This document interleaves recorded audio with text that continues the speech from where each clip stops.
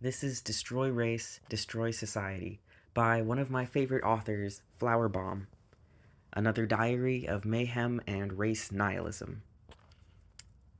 I dedicate this writing to my childhood homies, Jose and Carlos N, Marcus B, Mark and Sam D, Barry M, and Eric N. RIP to those who caught an early grave. I got nostalgic as fuck writing this.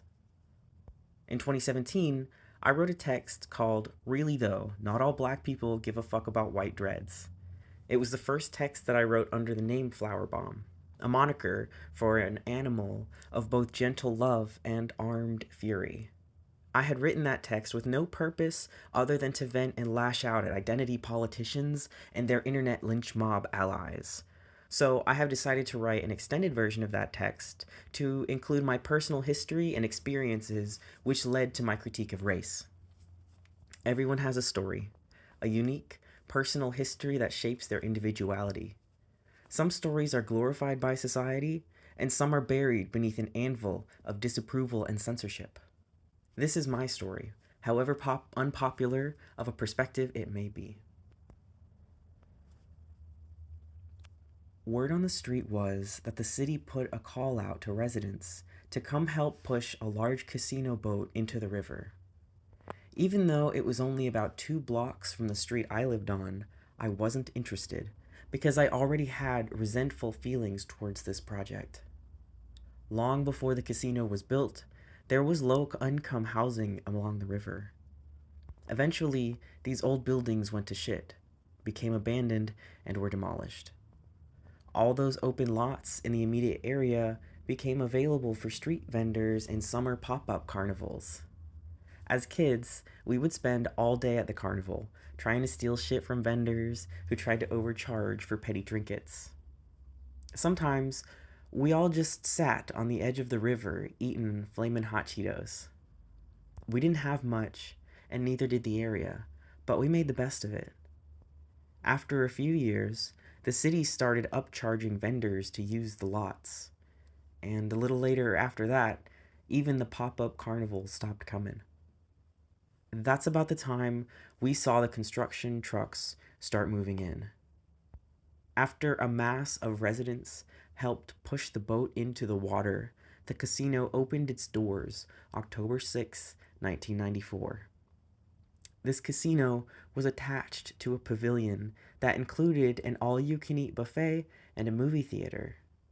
Not gonna lie, that was one thing many of us kids were excited about, but it didn't take long for me to understand what the city had done and further planned to do. I soon discovered a hidden truth behind all the bright lights and excitement. I realized that for every out-of-town rich guy who walked in there were about 3 broke-ass parents from the hood walking in as well. Understandably, people from my hood saw the casino as a place for employment, as well as a place to, quote, hit it big. Imagine a casino selling alcohol the same way it advertises itself as a beacon of hope and riches, setting up in an area already dominated by intoxication and poverty. We all knew the local pawn shops and liquor stores capitalized on the frequent breaking and entering incidents and armed robberies in the hood. But the casino came along and showed us the after effects of alcoholism and gambling addiction combined. In my teens, I watched my hood rapidly descend into a new level of poverty. As gangs became more violent in competition for control over territory and drug distribution, the death toll in the area increased. The casino continued to expand its operations, and subsequently, the number of gambling addicts increased, along with an increased desperation for lost rent money. Muggings near the immediate area of the casino became a regular occurrence. Soon, nobody knew who was really mugged and who was simply using the police report of a mugging as a cover for gambling away rent money. As more people lost their homes to gambling debt and struggles with addiction, I noticed more white people coming in and buying up property. Now, don't get me wrong, There were a few white people already in my hood. They were just as broke as the rest of us. The new white people I started seeing drove through with brand new cars, happy looking families, and I remember first assuming they were lost. The only other white people we ever really saw who looked out of place were the Jehovah's Witnesses. Over time, my mom and I were pushed from apartment to apartment as property value increased. Every kid I grew up with that survived and wasn't locked up ended up moving somewhere miles away. Today, luxury condos now line the river next to the casino in the same exact place all those vendors would set up along with the yearly pop up carnival. From the capitalist perspective, it's all a success story. For me growing up, it was a first hand lesson on capitalism and how race and class contribute to its overall functioning. But, real quick, before I go any further, I should bring a deeper history of this area to light.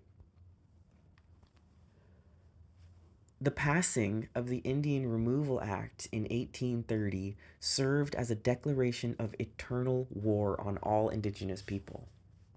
2 years later, during the Black Hawk Indian War, 6 different indigenous tribes, Kickapoo, Peoria, Potawatomi, Miami, Ho-Chunk, Winnebago, and the Okeechobee, lived in the same general area I was raised in, were slaughtered and the remainder permanently displaced.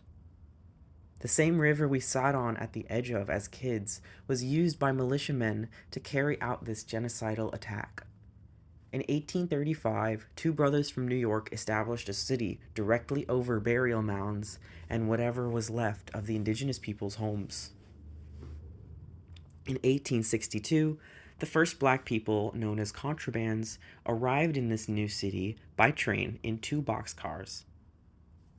They were called contrabands because they had escaped slave owners in the Confederate States and either enlisted in the army to fight in the Civil War or found work elsewhere.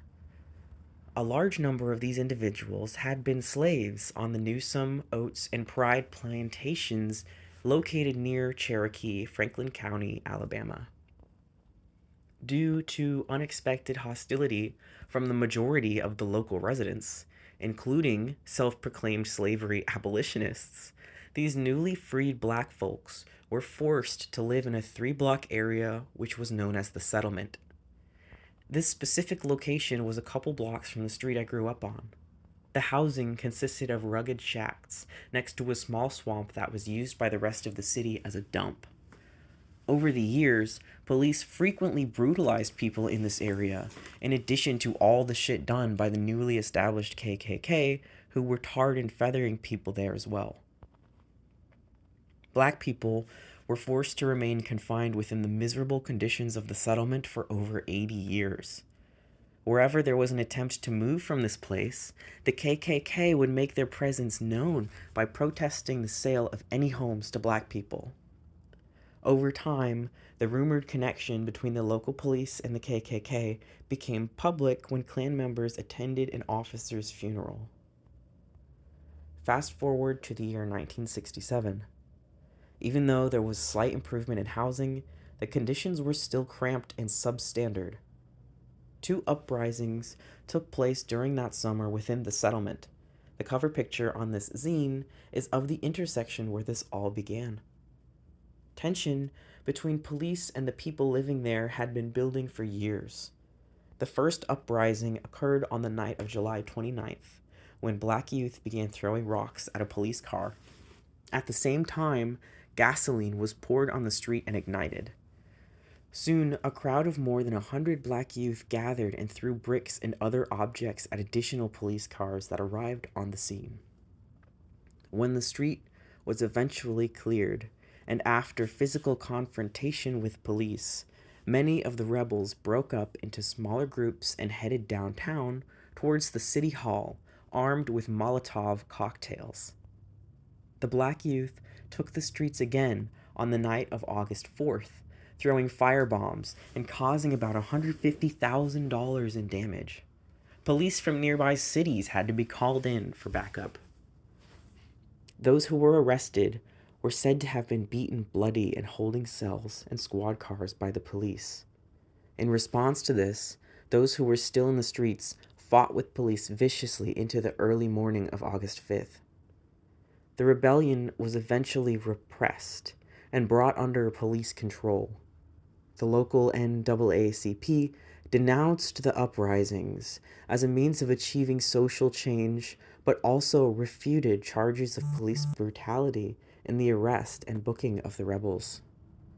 But unlike the common assumptions made about riots today, the firebombings and street rebellion were acknowledged by many back then as not the work of outside agitators, nor the opportunistic misguidance of young delinquents, but rather the accumulated anger and frustration stemming from years of poverty and racial abuse. With all that said, I remember the day I got a phone call from the casino. They reviewed my job application and asked me to come in for an interview.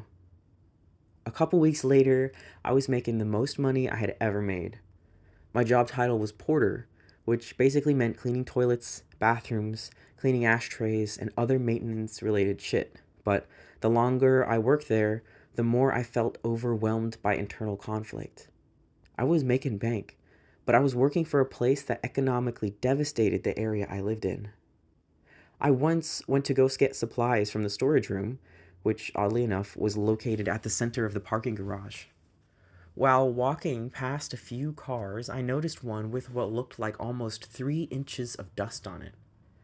After asking around, I was informed that the car belonged to a man who, as a result of a severe gambling addiction, lost his house and everything he owned and began residing in the casino as a wanderer, searching the floor for loose change.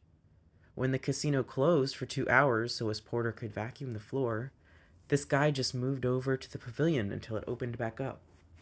He and his car never left. After eventually losing that job, I revisited some thoughts I had about the casino, capitalism, and race. I started down memory lane to compare what I experienced growing up to what I had come to learn over time. I never fucked with slinging dope or participating in intoxication culture as a teen, mostly because I saw the devastating effects it had on the area I lived in, as well as the effects it had on those closest to me. So rather than profiting from other people's addiction, I chose retail theft, among a few other things. And while it's not necessary to mention the specific gangs I was loosely affiliated with throughout my teens, I will say I learned a few things from those experiences. Most of the gangs in my hood started in middle school with the intention of providing protection from older, more established gangs. Mostly just groups of friends who looked out for each other.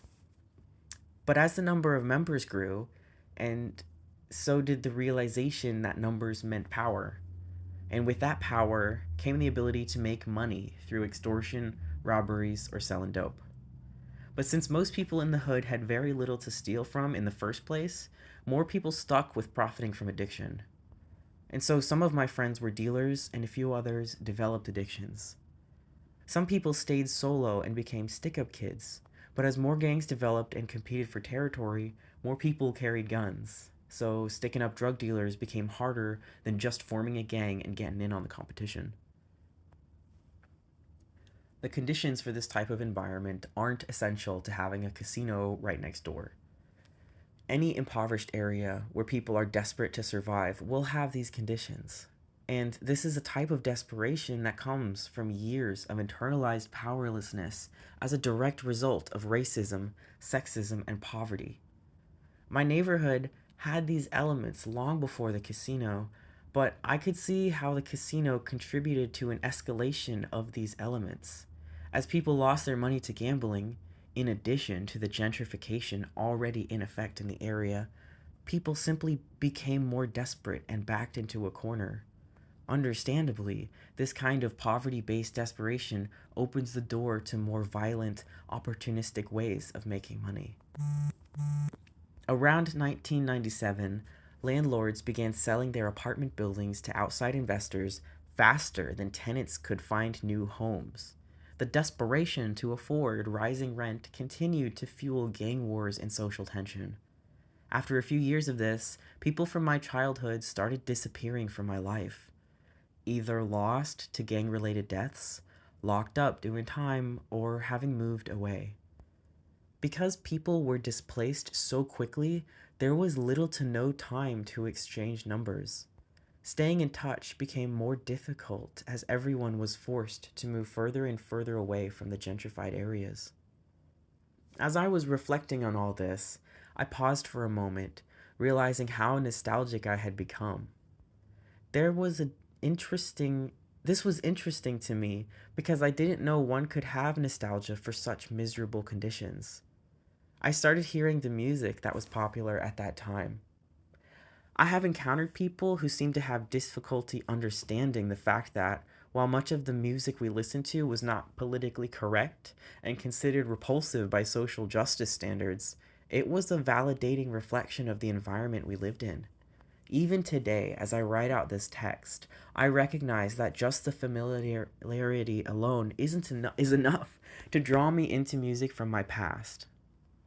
When I listen to the music I listened to back then, of course there are things I hear that are cringy as fuck, but I also hear and relate to the emotions expressed by people directly impacted by their own miserable surroundings. And while I reject the myriad of oppressive views expressed in music I listened to, I can't help but continue to feel subdued by a sense of comfort and nostalgia associated with it. I believe this is because, despite all the violence, memorable personal bonds can still be made in those environments. Sometimes, listening to music from a past period of time refreshes the memory of those bonds and the people involved. I continued reflecting and thinking about the relationship between race and class. In all of my experience from childhood to my late teens, I had seen how capitalism uses race as a tool of division to separate a marginalized group of people from a perceived superior group of people. I could see how capitalism uses race to methodically discourage personal bonds between people of different races and people within the same race. I felt that this was done meticulously by conditioning individuals to view complex living beings as mere resources to exploit or obstacles to overcome in order to survive. When my friends would talk about being rich, I would respond by pointing out how money has such a deadening effect on all facets of life. I thought about how capitalism complicates racial unity with class divisions. And as a result, insult to injury, racial stereotypes end up being created based on the most extreme responses to poverty. I could see how this made it easier for people to become fearful of one another after associating a particular race with a plethora of crimes or behavior, rather than viewing the complex, impoverished conditions that trigger those responses in the first place. Today, while writing this, I can add on to that. I have come to understand that when a large portion of society is positioned against any particular group of people, there will be a bonding within that marginalized group, but only to a degree. In accordance with the binary worldview of identity politics, the assumption of a superior race necessitates an opposing inferior one. Same thing with an upper class necessitating an opposing lower class of people. So, understandably, one will assume the lower class and marginalized race will bond. And for years, leftists have been tirelessly working to encourage this bond in the name of a unified, revolutionary uprising. But if the depth of this bond is as shallow as racial and class based social construct, there is still quite a bit of room for a variety of conflicting opinions and personal choices, including those that are fundamentally opposed to any anti authoritarian project. Despite sharing the common class experience of being broke as fuck, people I knew in and out of gangs had very different ideas, solutions, and responses to it. As a result, everyone grew up building different relationships to power, control, and authority. For example, while many hated the police, only a few preferred a world without the police. And while many have hated poverty, Even fewer called capitalism into question. And the explanation for this wasn't as simple as people just not having access to anti capitalist information. While it is the least favorable topic to discuss, probably because it challenges the leftist unified front narrative, it is not a new phenomenon. Social tension related to conflicting interests has always existed between groups and individuals in the hood. Historically, black revolutionary groups like the Black Panther Party and Black Liberation Army encountered this tension with gangs and drug dealers frequently, sometimes leading to armed violence. Personally, I didn't encounter any radical or even liberal information until many years after I had already started questioning things. Ever since I was a kid, I have had an obsession with trying to understand the world around me. For example, if I wasn't curiously following stray cats around, I was venturing a few miles out of the hood, alone, into the small forest preserves and wooded areas. There, I could climb trees and enjoy the breeze up top without having to deal with childhood bullies or police harassing me. I was also obsessed with trying to understand the complex horror I was growing up in. The first two important things I learned as a kid were not all killer cops were white, and the enemy of my enemy was not always my friend. Almost every black and brown friend I grew up with took up positions of violent authoritarian power, internalizing the stereotype of the prosperous white entrepreneur. Drug dealing POC would roll by in luxury cars, flashy clothes, and taunt the rest of us in the same way other classists once ridiculed them. Friendships were devastated by drug addictions and money issues. During my memory lane reflection, I had taken mental note of how most gangs glorified something similar to a colonial mindset, which included government, territorial control, and domination. For example, when gangs or crews were formed to facilitate drug dealing, they would take up territory, leading to bloody wars with rivals. Whoever was left standing would establish power and control through violence and intimidation of everyone living in the area.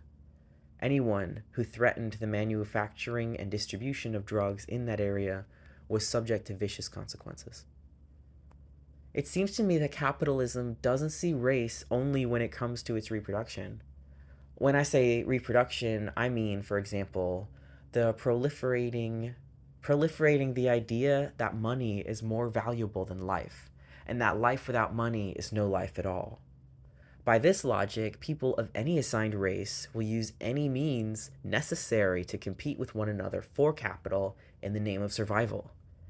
And since addiction is one of the most reliable forms of long-term profitability, the drug game tends to be the hustle of choice. And since greater colonized America operates within the identity politics of white supremacy, people of color often live in impoverished areas where adopting this ruthless mindset becomes a viable option for survival. In addition to this conditioned mindset, society constructs racial identity with physical elements as well. Those with dark complexion are subject to any and all negative stereotypes associated with the racial identity. Quite frequently, when approaching someone outside with a question, I am immediately met with hesitation and unease. Basic social interaction was and continues to be complicated by the fear that I possess ulterior motives when being polite. My mannerisms and behavior will never reform the external perception of myself due to the colorism associated with race. Despite having a white mom, I am still too dark to escape black, and oftentimes brown, identity labeling. So what options does identity provide for someone like myself? I could obey the law, get a job, and become a hard worker to show society that my identity is nothing to fear. Or I could sell drugs and survive on exploiting the addiction of others, further perpetuating a well-known and circulated racial stereotype.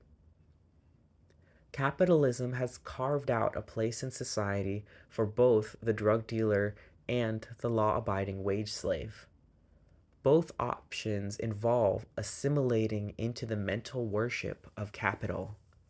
And regardless of race, both options involve power dynamics that ultimately produce authoritarian relations. So today, one might understand why it's difficult for me, as an anti authoritarian, to place value in identity as a reliable, prideful, unifying means of liberation, especially since authoritarianism is capable of exerting power from within any racial category. Rather than making race or class based assumptions about people, I prefer to see and treat each individual as a brand new experience. And rather than perpetuating the same generalizations that reinforce race based stereotypes, I recognize every individual as complex. Blackness is not inherently essential to slavery, poverty, or being a drug dealer, just as whiteness is not inherently essential to superiority, prosperity, or law obedience. My own illegal activities, for example, are not essential to my racially assigned identity. What I do just happens to be the most practical way of expropriating my freedom, regardless of how others racially perceive me. In addition to instinctual survivalism, my illegalism could be understood as a personal expression of intentional sabotage and disgust for law and order. These very same views can be, and as encountered in my experiences with others, are actively shared by people racially perceived as white as well. And let's be honest, I'm sure there are some black cops, judges, and persecutors out there itching to lock my ass up. Through years of interacting with different people from different places, I have come to realize how limiting identity politics, privilege theory, and other contemporary anti oppression theories really are. The idea of identity as solidarity fails to consider the liberation and desires of the individual, which gets trampled by the eminent domain of a desperately collectivist worldview. Guided by victimist ideologies intended to homogenize and represent people of color as a monolith, leftism treats non white individuals who reject this worldview as trivial or non existent. I personally believe this is a product of democratic majority rules thinking. For example, if there is more writing from one brand of political ideology, especially one that uses lowest common denominator politics, then that ideology is often considered the standard by which all others are measured.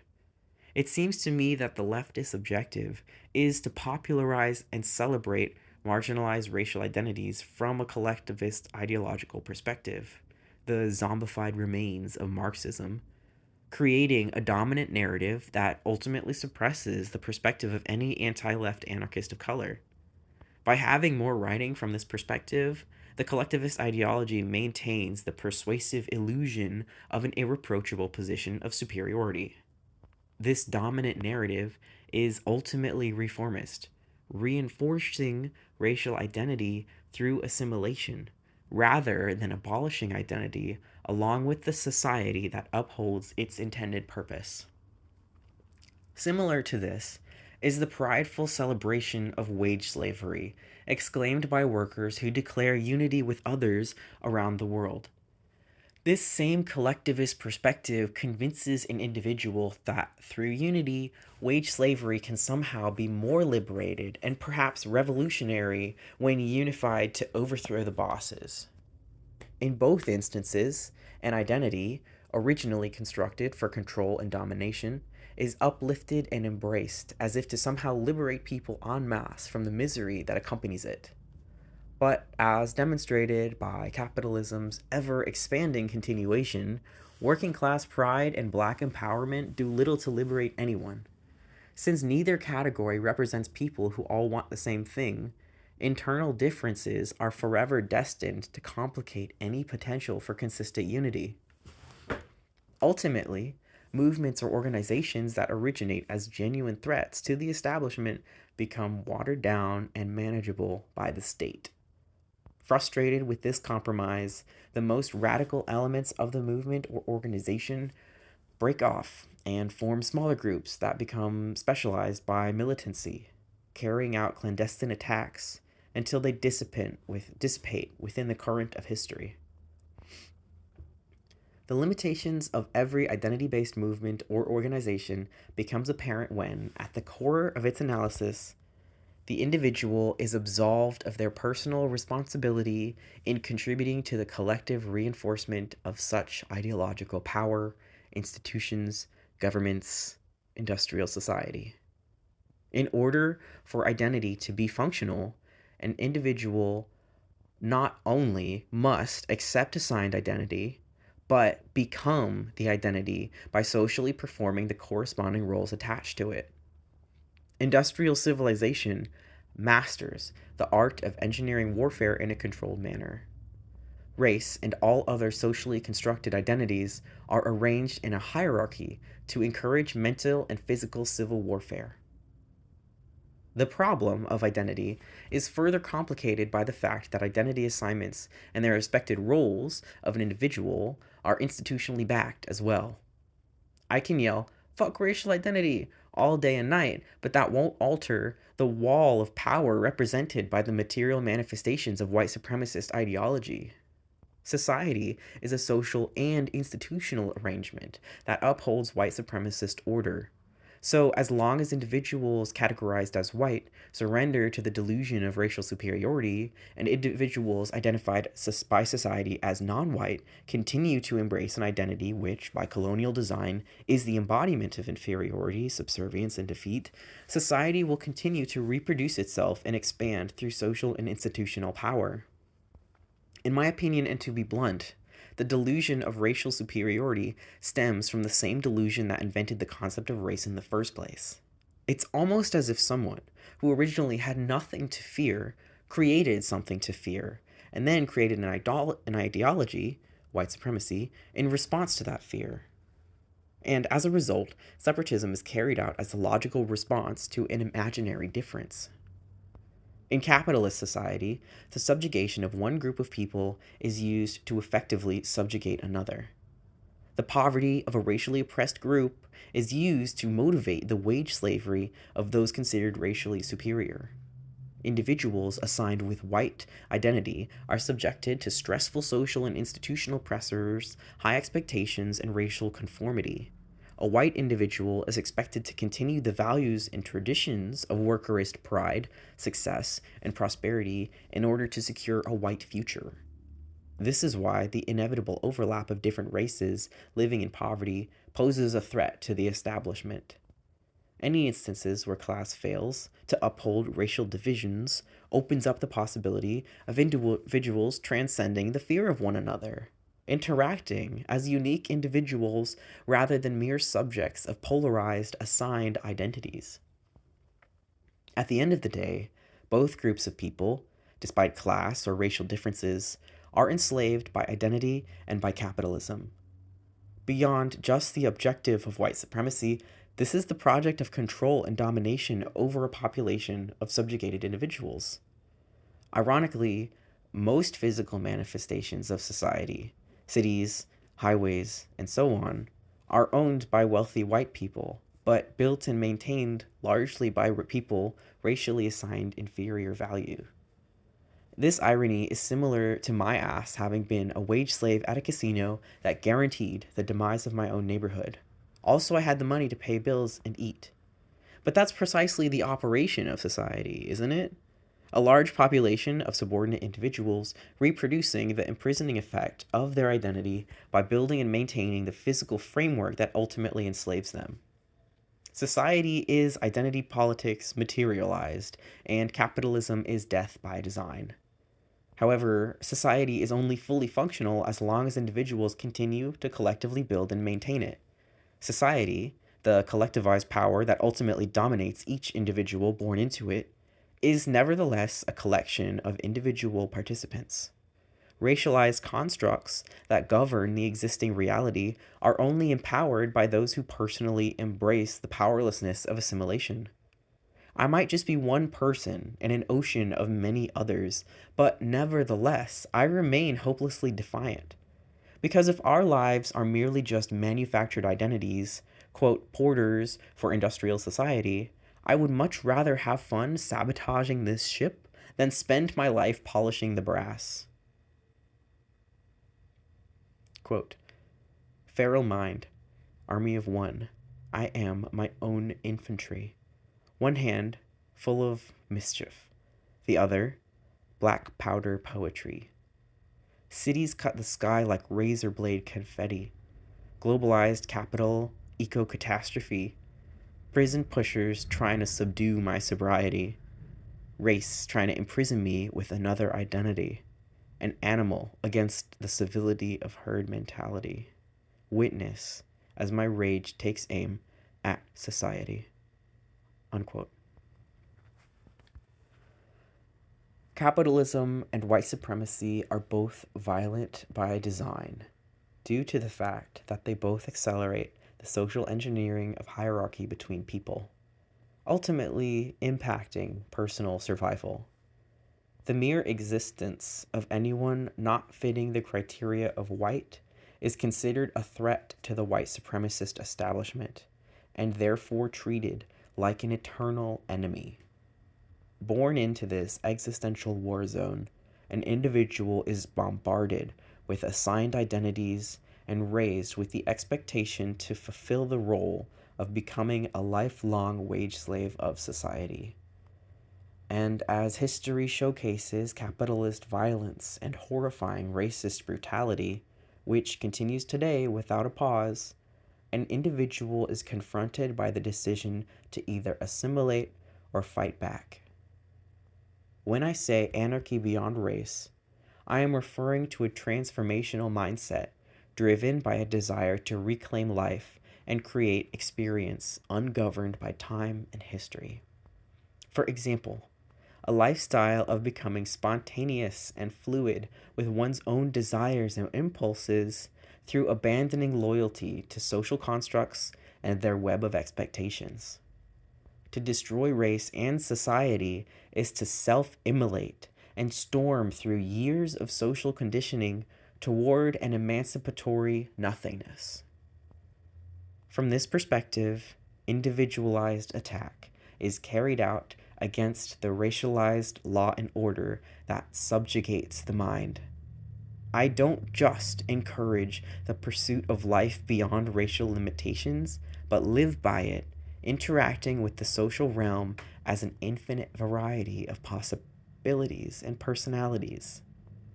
From here, attack could be defined as a material confrontation with society, a rebellious creation of destruction that finds expression through the art of fire and sabotage. I also recognize the domesticating bond between race and human. Like the variety of racial constructs, the species construct of human is also forced upon the individual by industrial society. My abandonment of the human identity and role has everything to do with my contempt for industrial civilization and its anthropocentric goal of dominion over all living beings. For example, my vegan relationship with non-human animals is intimately connected to my hostility toward the same human supremacy that encourages the ignorance and hypocrisy found within speciesist anti-authoritarians. In addition to the horror of slaughterhouses and their environmental impact, today non-human animals continue to be viewed as raw resources for hunting and consumption rather than complex, self-determined individuals.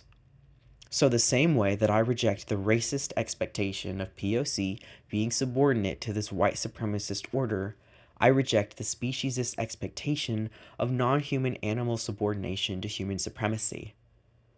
Whether it is race or species, supremacist ideology draws strength from participation on an individual level. Industrial society is the end result of this participation collectivized by an expanding population. I have no use for claiming membership to any particular race. And just as my personality can't be fully represented by ethnicity or cultural identification, my physical traits only lead people to make assumptions about what I am. My speech patterns only lead people to make assumptions about where I grew up. But both are irrelevant. It seems that only my enemies seriously care to microscopically examine my socially assigned identity, either to establish my placement in society or to, in a pathetic attempt, politically invalidate my views. My experiences go beyond the simplicity of race, gender, my non existing bank account, or my locations of birth. My personality is as nomadic as my physical being. My home is located at the center of a chaos sphere where only infinite unbound possibilities lay ahead in every direction. To this day, many liberals and radicals alike continue to make use of their racial identity for a victimist narrative. This victimist narrative is used in more ways than I care to list.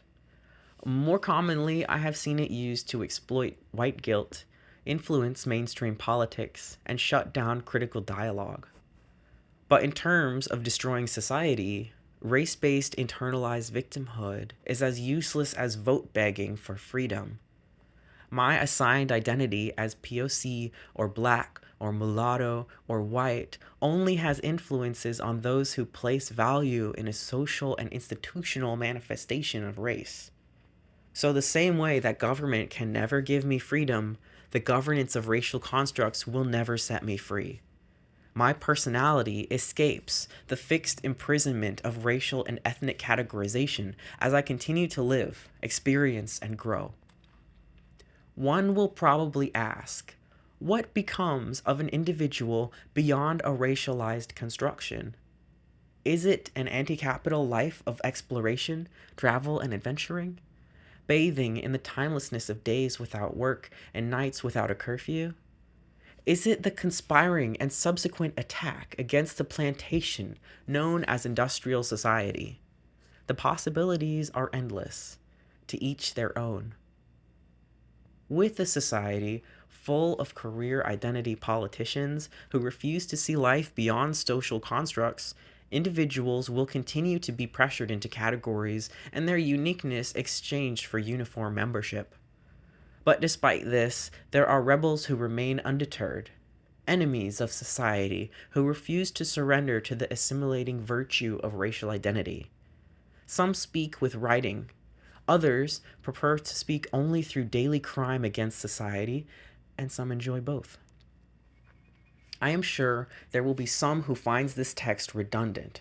Another critique of identity, fair enough, but allow me to be clear. I write this with the intent of further agitating identity politics by confronting the idea that race is sacred and or above criticism. My anti-fascist, anti-racist views recognize race as nothing more than a social construct used to govern individuality. Despite attempts to personalize it with glory, cultural value, and meaning, race continues to be just one of many phantoms woven into the fabric of social control and domination. My same desire to destroy white supremacy extends toward any and all racial supremacist ideologies that attempt to take its place. So whether people call it post-race anarchy or race nihilism, a critique of race could be understood as a necessary rewilding toward the rejection of civilized identity. It is my belief that race can never represent anything more than an instrument of social control. Therefore, I find it useless in regards to my liberation and limited at best in its capacity to accurately represent others. I reject any and all worldviews that assert the mythical perception of individual people as color-coded, static beings, a colonial narrative rebranded and regurgitated by the many forms of racial nationalism. My nihilism is a sphere of arrows aimed in every direction towards all that which attempts to impede the wild will of my ego.